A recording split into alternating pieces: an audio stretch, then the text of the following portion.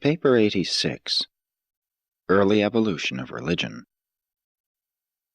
The evolution of religion from the preceding and primitive worship urge is not dependent on revelation. The normal functioning of the human mind under the directive influence of the sixth and seventh mind adjutants of universal spirit bestowal is wholly sufficient to ensure such development. Man's earliest pre-religious fear of the forces of nature gradually became religious as nature became personalized, spiritized, and eventually deified in human consciousness. Religion of a primitive type was therefore a natural biologic consequence of the psychologic inertia of evolving animal minds after such minds had once entertained concepts of the supernatural. 1. Chance. Good luck and bad luck. Aside from the natural worship urge, early evolutionary religion had its roots of origin in the human experiences of chance, so-called luck, commonplace happenings. Primitive man was a food hunter. The results of hunting must ever vary, and this gives certain origin to those experiences which man interprets as good luck and bad luck. Mischance was a great factor in the lives of men and women who lived constantly on the ragged edge of a precarious and harassed existence.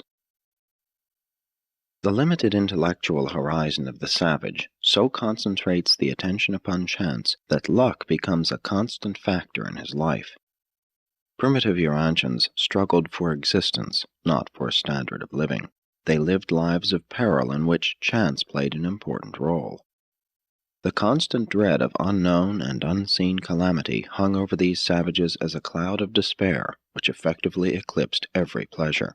They lived in constant dread of doing something that would bring bad luck. Superstitious savages always feared a run of good luck. They viewed such good fortune as a certain harbinger of calamity. This ever-present dread of bad luck was paralyzing. Why work hard and reap bad luck? Nothing for something, when one might drift along and encounter good luck, something for nothing. Unthinking men forget good luck, take it for granted, but they painfully remember bad luck. Early man lived in uncertainty and in constant fear of chance, bad luck. Life was an exciting game of chance, existence was a gamble. It is no wonder that partially civilized people still believe in chance and evince lingering predispositions to gambling. Primitive man alternated between two potent interests, the passion of getting something for nothing and the fear of getting nothing for something. And this gamble of existence was the main interest and the supreme fascination of the early savage mind.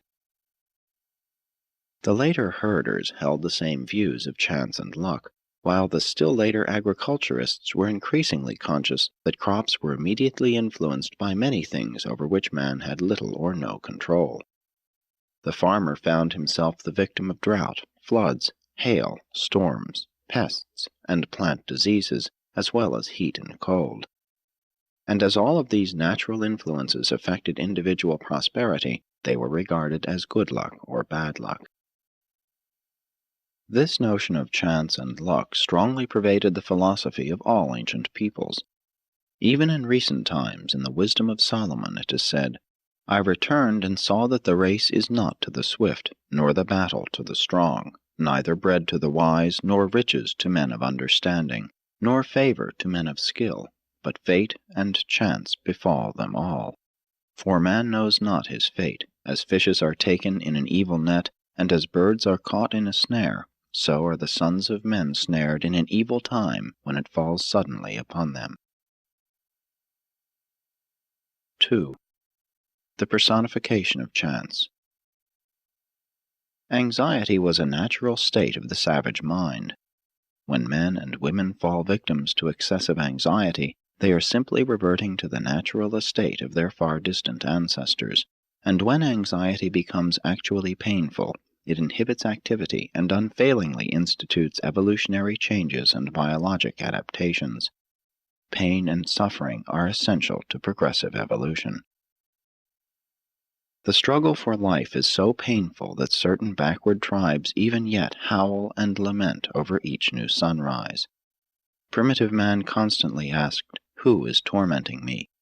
Not finding a material source for his miseries, he settled upon a spirit explanation. And so was religion born of the fear of the mysterious, the awe of the unseen, and the dread of the unknown. Nature fear thus became a factor in the struggle for existence, first because of chance, and then because of mystery. The primitive mind was logical, but contained few ideas for intelligent association. The savage mind was uneducated, wholly unsophisticated. If one event followed another, the savage considered them to be cause and effect. What civilized man regards as superstition was just plain ignorance in the savage. Mankind has been slow to learn that there is not necessarily any relationship between purposes and results. Human beings are only just beginning to realize that the reactions of existence appear between acts and their consequences. The savage strives to personalize everything intangible and abstract, and thus both nature and chance become personalized as ghosts, spirits, and later on as gods. Man naturally tends to believe that which he deems best for him, that which is in his immediate or remote interest. Self-interest largely obscures logic. The difference between the minds of savage and civilized men is more one of content than of nature, of degree rather than of quality. But to continue to ascribe things difficult of comprehension to supernatural causes is nothing less than a lazy and convenient way of avoiding all forms of intellectual hard work. Luck is merely a term coined to cover the inexplicable in any age of human existence. It designates those phenomena which men are unable or unwilling to penetrate. Chance is a word which signifies that man is too ignorant or too indolent to determine causes. Men regard a natural occurrence as an accident or as bad luck only when they are destitute of curiosity and imagination, when the races lack initiative and adventure. Exploration of the phenomena of life sooner or later destroys man's belief in chance, luck, and so-called accidents, substituting therefore a universe of law and order wherein all effects are preceded by definite causes. Thus is the fear of existence replaced by the joy of living. The savage looked upon all nature as alive, as possessed by something. Civilized man still kicks and curses those inanimate objects which get in his way and bump him.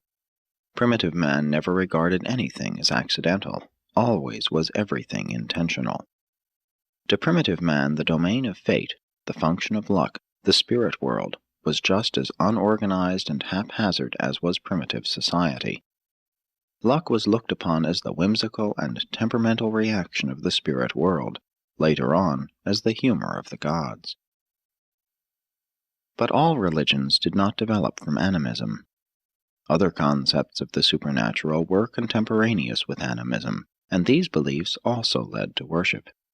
Naturalism is not a religion, it is the offspring of religion. 3. Death, the inexplicable. Death was the supreme shock to evolving man, the most perplexing combination of chance and mystery. Not the sanctity of life, but the shock of death inspired fear and thus effectively fostered religion. Among savage peoples, death was ordinarily due to violence, so that non-violent death became increasingly mysterious. Death as a natural and expected end of life was not clear to the consciousness of primitive people, and it has required age upon age for man to realize its inevitability. Early man accepted life as a fact, while he regarded death as a visitation of some sort. All races have their legends of men who did not die, vestigial traditions of the early attitude toward death. Already in the human mind there existed the nebulous concept of a hazy and unorganized spirit world, a domain whence came all that is inexplicable in human life, and death was added to this long list of unexplained phenomena. All human disease and natural death was at first believed to be due to spirit influence. Even at the present time, some civilized races regard disease as having been produced by the enemy and depend upon religious ceremonies to effect healing. Later and more complex systems of theology still ascribe death to the action of the spirit world, all of which has led to such doctrines as original sin and the fall of man. It was the realization of impotency before the mighty forces of nature, together with the recognition of human weakness before the visitations of sickness and death, that impelled the savage to seek for help from the supermaterial world, which he vaguely visualized as the source of these mysterious vicissitudes of life. 4. The death-survival concept. The concept of a supermaterial phase of mortal personality was born of the unconscious and purely accidental association of the occurrences of everyday life plus the ghost dream. The simultaneous dreaming about a departed chief by several members of his tribe seemed to constitute convincing evidence that the old chief had really returned in some form. It was all very real to the savage, who would awaken from such dreams reeking with sweat, trembling, and screaming. The dream origin of the belief in a future existence explains the tendency always to imagine unseen things in terms of things seen. And presently this new dream ghost future life concept began effectively to antidote the death fear associated with the biologic instinct of self-preservation. Early man was also much concerned about his breath, especially in cold climates where it appeared as a cloud when exhaled. The breath of life was regarded as the one phenomenon which differentiated the living and the dead. He knew the breath could leave the body, and his dreams of doing all sorts of queer things while asleep convinced him that there was something immaterial about a human being. The most primitive idea of the human soul, the ghost, was derived from the breath-dream idea system. Eventually, the savage conceived of himself as a double, body and breath. The breath minus the body equaled a spirit, a ghost. While having a very definite human origin, ghosts or spirits were regarded as superhuman. And this belief in the existence of disembodied spirits seemed to explain the occurrence of the unusual, the extraordinary, the infrequent, and the inexplicable. The primitive doctrine of survival after death was not necessarily a belief in immortality. Beings who could not count over 20 could hardly conceive of infinity and eternity. They rather thought of recurring incarnations. The Orange race was especially given to belief in transmigration and reincarnation. This idea of reincarnation originated in the observance of hereditary and trait resemblance of offspring to ancestors. The custom of naming children after grandparents and other ancestors was due to belief in reincarnation. Some later-day races believed that man died from 3 to 7 times. This belief, residual from the teachings of Adam about the mansion worlds, and many other remnants of revealed religion, can be found among the otherwise absurd doctrines of 20th century barbarians. Early man entertained no ideas of hell or future punishment. The savage looked upon the future life as just like this one, minus all ill luck. Later on, a separate destiny for good ghosts and bad ghosts, heaven and hell, was conceived. But since many primitive races believed that man entered the next life just as he left this one, they did not relish the idea of becoming old and decrepit. The aged much preferred to be killed before becoming too infirm. Almost every group had a different idea regarding the destiny of the ghost soul. The Greeks believed that weak men must have weak souls, so they invented Hades as a fit place for the reception of such anemic souls. These unrobust specimens were also supposed to have shorter shadows. The early Andites thought their ghosts returned to the ancestral homelands. The Chinese and Egyptians once believed that soul and body remained together. Among the Egyptians, this led to careful tomb construction and efforts at body preservation. Even modern peoples seek to arrest the decay of the dead. The Hebrews conceived that a phantom replica of the individual went down to Sheol. It could not return to the land of the living. They did make that important advance in the doctrine of the evolution of the soul. 5. The ghost-soul concept. The non-material part of man has been variously termed ghost, spirit, shade, phantom, spectre, and latterly soul. The soul was early man's dream double. It was in every way exactly like the mortal himself, except that it was not responsive to touch. The belief in dream doubles led directly to the notion that all things animate and inanimate had souls as well as men. This concept tended long to perpetuate the nature-spirit beliefs. The Eskimos still conceive that everything in nature has a spirit. The ghost soul could be heard and seen, but not touched. Gradually, the dream life of the race so developed and expanded the activities of this evolving spirit world that death was finally regarded as giving up the ghost. All primitive tribes, except those little above animals, have developed some concept of the soul. As civilization advances, this superstitious concept of the soul is destroyed, and man is wholly dependent on revelation and personal religious experience for his new idea of the soul as the joint creation of the God-knowing mortal mind and its indwelling divine spirit, the thought adjuster. Early mortals usually failed to differentiate the concepts of an indwelling spirit and a soul of evolutionary nature. The savage was much confused as to whether the ghost soul was native to the body or was an external agency in possession of the body. The absence of reasoned thought in the presence of perplexity explains the gross inconsistencies of the savage view of souls, ghosts, and spirits.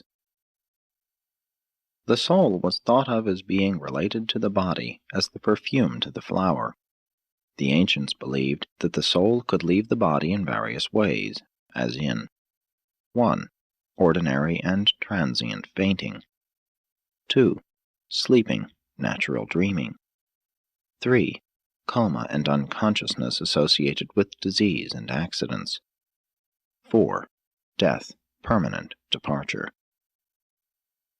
The savage looked upon sneezing as an abortive attempt of the soul to escape from the body.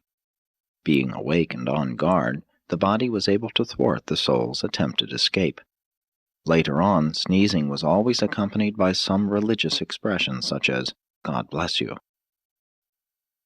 Early in evolution, sleep was regarded as proving that the ghost soul could be absent from the body, and it was believed that it could be called back by speaking or shouting the sleeper's name.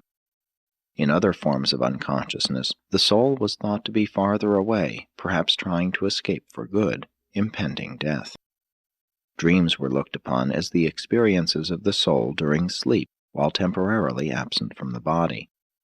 The savage believes his dreams to be just as real as any part of his waking experience.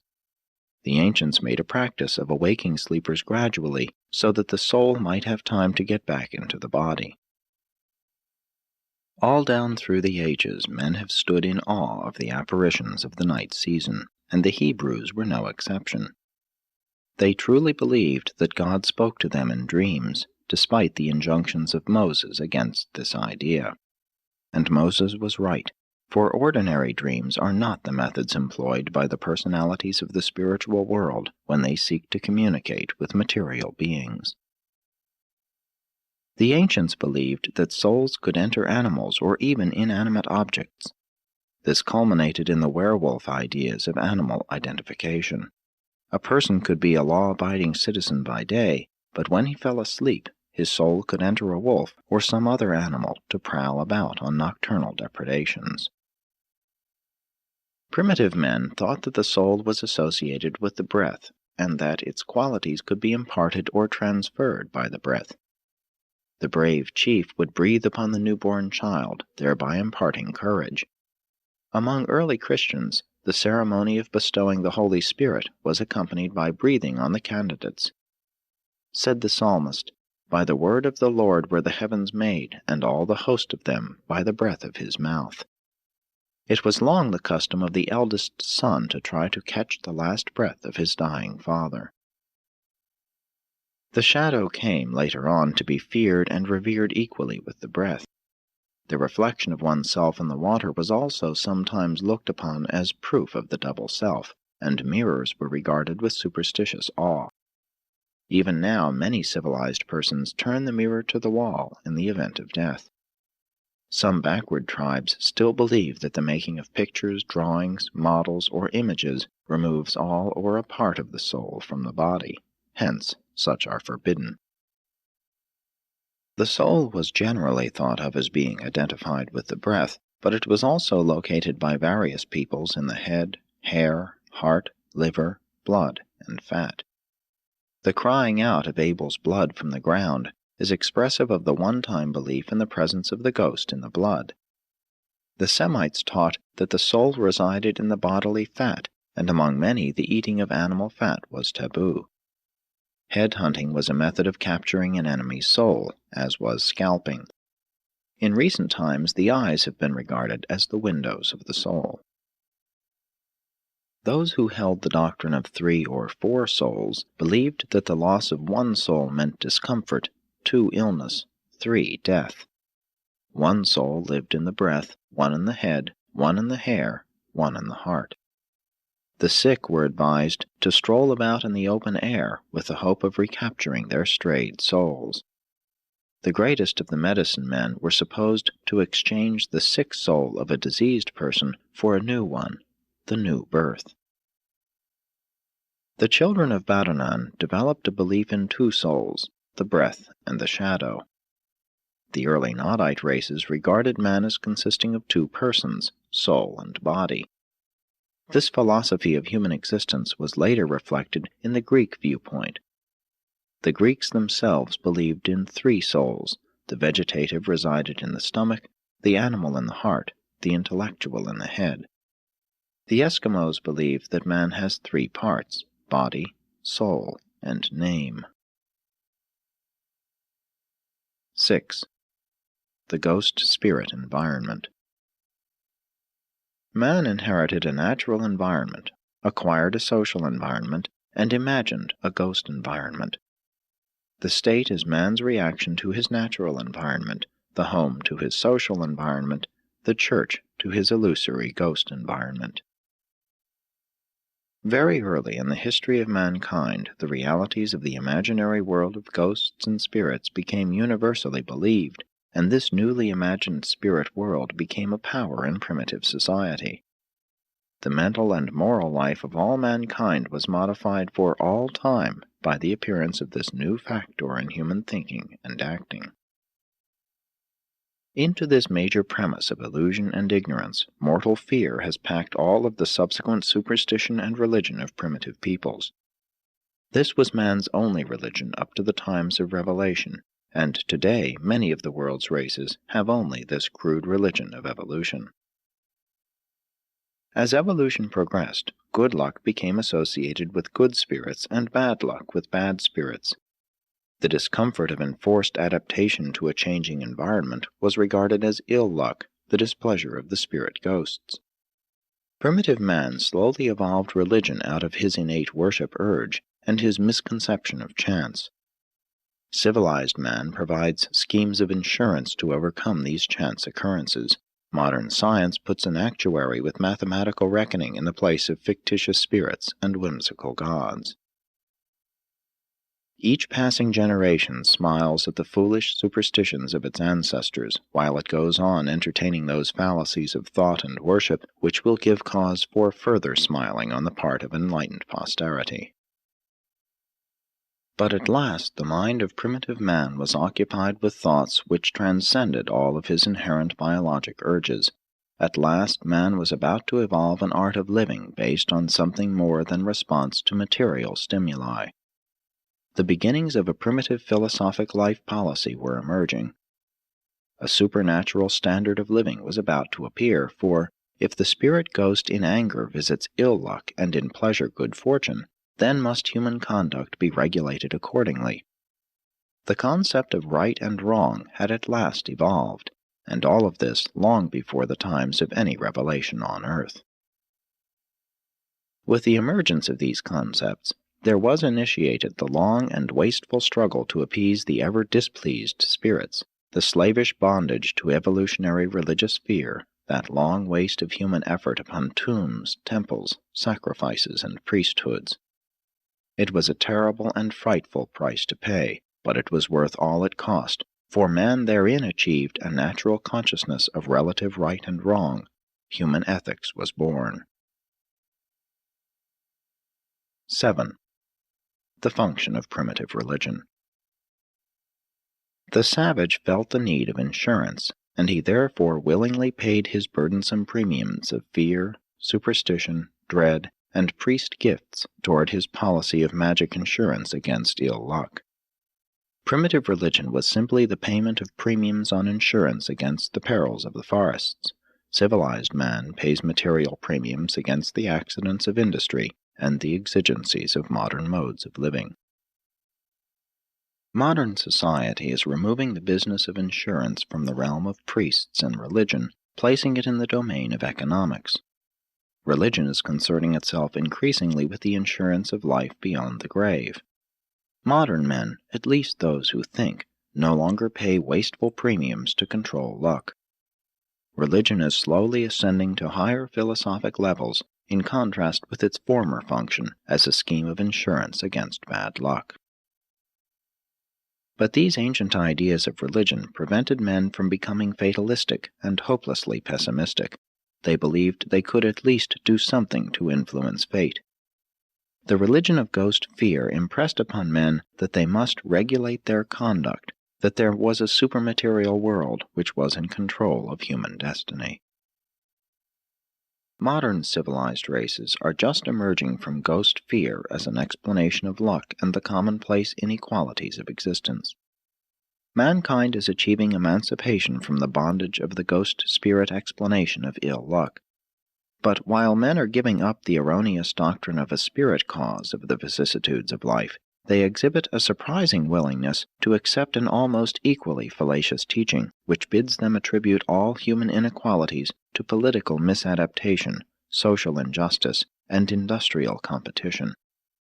But new legislation, increasing philanthropy, and more industrial reorganization, however good in and of themselves, will not remedy the facts of birth and the accidents of living. Only comprehension of facts and wise manipulation within the laws of nature will enable man to get what he wants and to avoid what he does not want. Scientific knowledge leading to scientific action is the only antidote for so-called accidental ills. Industry, war, slavery, and civil government arose in response to the social evolution of man in his natural environment. Religion similarly arose as his response to the illusory environment of the imaginary ghost world. Religion was an evolutionary development of self-maintenance, and it has worked, notwithstanding that it was originally erroneous in concept and utterly illogical. Primitive religion prepared the soil of the human mind by the powerful and awesome force of false fear for the bestowal of a bona fide spiritual force of supernatural origin, the thought adjuster. And the divine adjusters have ever since labored to transmute God-fear into God-love. Evolution may be slow, but it is unerringly effective. Presented by an evening star of Nebadon.